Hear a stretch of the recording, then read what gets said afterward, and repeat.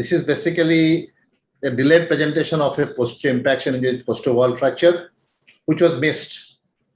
This was missed because this patient had a trivial fall and complained about some groin pain, went to one of his relation who is a GP, who took an X-ray, like the first X-ray you saw when Dr. Vivek showed the pelvis X-ray, that was not very clear, but subsequent X-rays were very good. Like the first X-ray when you have in A&E, you may not get a very clear picture, and you should not ignore the patient's complaint and send him home. That's what this GP did. He actually saw the X-ray, didn't find much, sent him home.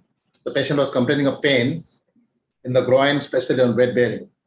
The patient continued to hop around and started giving complaints like giving way of the hip. He had a couple of falls also. Then he came back to the GP. That was about 3 weeks after the injury. So he had a CT, and the patient was referred to me with the CT scan. I do not have the X-ray because the X-ray has gone into, it's a medical legal situation. I just wanted to make everybody aware that do not neglect. If you don't see the proper X-ray, you ask for a fresh, good X-ray rather than sending the patient home, especially when you are busy in your OPD. This is what the CT scan looked like. Excuse me. This is already 23 days old. This is a posterior wall impaction injury in a young person. And this is not very clear, but you can see that this is sort of bloating up in the back, and probably there is a undistressed posterior column fracture in the 3D. This is all pictures I have got. So the diagnosis is a posterior wall fracture with undistressed probably one undistressed posterior column fracture, already 3 weeks plus. It's impaction and osteoporotic, I suspect, because he had a very trivial fall, and especially this impaction injury are seen in osteoporotic patients, as you have seen in previous presentations. So the plan was to, because he's a young person, plan was to try and do a reconstruction. And we wanted to do it through the Cocker-Langenbeck approach with trochanteric osteotomy. You see, this is an intra picture.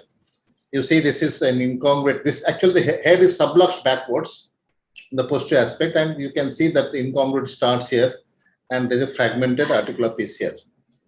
You cannot, like Pranav's case, you cannot take them out and fix it because they are already porotic, hyperemic, and they are already attached to the subchondral bone. What I'll show you a video clip of what exactly we did. This is where the hip was subluxating, and it was axial traction was given. The cavity was irrigated. Then the impacted fragments, along with the subchondral bone, were elevated en masse, and using the head of the femur as a template for the whole length of the impaction. It was quite a big impaction, actually. And then from the trochanteric osteotomy site, we had to remove the bone graft like cakes and pack them into the void that has been created after elevating the impacted fragments. So these were taken as cakes, and bone spreader was used to hold it distracted, and the bone grafts were packed into the place.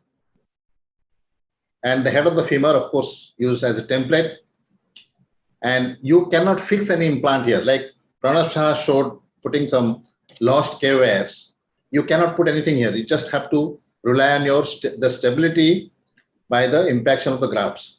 So again, after that, you have to punch and get the stability by packing the area with the bone grafts.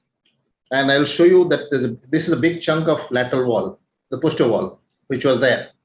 So it has to be put back into its original place after the checking that the hip is congruous, and it was fixed with a locking plate. I'll show you one more thing. This was so porotic, you can see in the X-ray, we have put 2 screws to fix the trochanteric osteotomy, but it was not strong enough. We had to put another 2 to work as tension band to support the trochanter from getting displaced later on, preventing the whole thing getting displaced. It was very soft. This is the obturator oblique view, and this is the iliac oblique view. This is the post-op. And we did a CT scan to check. This is what it looked like. There are small voids, and this patient came back to me after 2 years, and I asked him whether he feels any pain or any instability. He was actually jogging long distance, and he has started. He just demonstrated me how he finds himself absolutely pain-free and stable. So subsequently, he had some other injury. He came to me 6 years after the initial injury. This is what the X-ray looked like. But when I looked at the operator oblique, I found there was some diminution in the joint space. I'm showing you this enlarged view. This is where the joint space is diminished. So I asked for a further CT scan, and you can see that the space is diminished here, but he has no symptoms. This was done through this approach, and this gentleman has absolutely no problem. He is totally asymptomatic. The final outcome, clinically, has a full recovery, no deficit on examination either, but radiologically, he has evidence of osteoarthritis. If you classify according to Marta's grading, it will be good because there is already a joint space narrowing in the area of repair. So take-home message, adequate assessment of initial injury is essential to avoid late presentations. Reconstruction despite delay could be rewarding.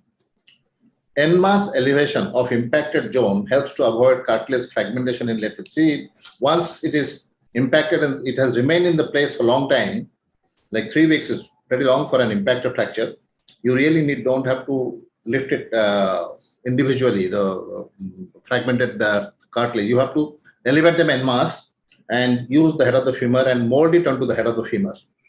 The impaction bone blocks grafting avoids collapse after reconstruction because your stability totally depends on how well you have impacted and the quality of the bone. Thank you very much.